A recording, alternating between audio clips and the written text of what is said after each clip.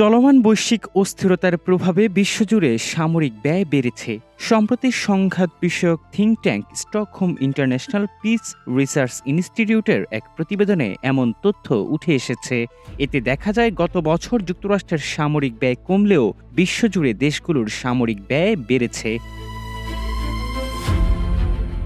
Stockholm international piece research ইনস্টিটিউটের প্রতিবেদন অনুযায়ী ২০২৫ সালে বিশ্বজুড়ে সামরিক ব্যয় ২.৯% বৃদ্ধি পেয়েছে। যদিও এই সময়ে যুক্তরাষ্ট্রের ব্যয় ৭.৫% কমেছে। মূলত ইউক্রেনের জন্য নতুন আর্থিক সামরিক সহায়তা বন্ধে প্রেসিডেন্ট ডোনাল্ড ট্রাম্পের সিদ্ধান্তের কারণে ওয়াশিংটনের সামরিক ব্যয় কমে এসেছে বলে প্রতিবেদনে উল্লেখ করা হয়। জীবন অবাক না করলে কে করবে? ২৮% মিল্ক ফ্যাটের অবাক করার সাথে ফ্রেশ মিল্ক পাউডার। জীবন অবাক করুক প্রতিদিন। সিপ্রির তথ্য অনুযায়ী ২০২৫ সালে মোট ব্যয় বেড়ে $2.89 ট্রিলিয়ন দাঁড়িয়েছে। এটি টানা ১১তম বছরের মতো বৃদ্ধি এবং বৈশ্বিক জিডিপিতে সামরিক ব্যয়ের অংশ ২.৫% নিয়ে গেছে, যা ২০০৯ সালের পর সর্বোচ্চ। সিপ্রি তাদের প্রতিবেদনে জানিয়েছে, বর্তমান সংকটগুলোর ব্যাপ্তি এবং অনেক দেশের দীর্ঘমেয়াদী সামরিক ব্যয় লক্ষ্যমাত্রার কথা বিবেচনা করলে এই প্রবৃদ্ধি সম্ভবত ২০২৬ এবং তারপরেও অব্যাহত থাকবে।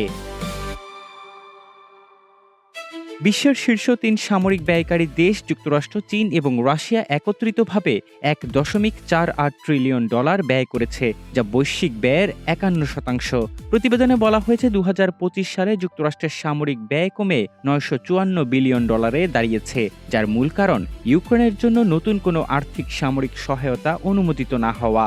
এর আগের ৩ বছরে ইউক্রেনকে দেয়া যুক্তরাষ্ট্রের সামরিক তহবিলের পরিমাণ ছিল মোট $১২৭ বিলিয়ন। সিপ্রি বলছে ২০২৫ সালে যুক্তরাষ্ট্রের সামরিক ব্যয় হ্রাস সম্ভবত স্বল্পস্থায়ী হবে। সংস্থাটি আরও জানায়, ২০২৬ সালের জন্য মার্কিন কংগ্রেস কর্তৃক অনুমোদিত ব্যয় বেড়ে $১ ট্রিলিয়ন ছাড়িয়েছে, যা ২০২৫ সালের তুলনায় উল্লেখযোগ্য বৃদ্ধি এবং ২০২৭ সালে এটি $১.৫ ট্রিলিয়ন পৌঁছাতে পারে। বিশ্বজুড়ে ব্যয় বৃদ্ধির প্রধান কারণ ছিল ইউরোপের সামরিক ব্যয় ১৪% বৃদ্ধি পেয়ে $৮৬৪ বিলিয়ন পৌঁছানো। যুদ্ধের চতুর্থ বছরেও রাশিয়া এবং ইউক্রেনের ব্যয় বৃদ্ধি অব্যাহত ছিল। একই সময়ে ন্যাটো জোটভুক্ত ইউরোপীয় দেশগুলোর ব্যয় বৃদ্ধির ফলে মধ্য ও পশ্চিম ইউরোপে স্নায়ুযুদ্ধের অবসানের পর থেকে সর্বোচ্চ বার্ষিক প্রবৃদ্ধি দেখা গেছে।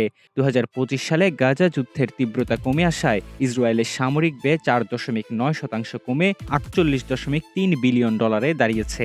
অন্যদিকে ইরানের টানা দ্বিতীয় বছরের মতো সামরিক ব্যয় ৫.৬% কমে $৭.৪ বিলিয়ন দাঁড়িয়েছে।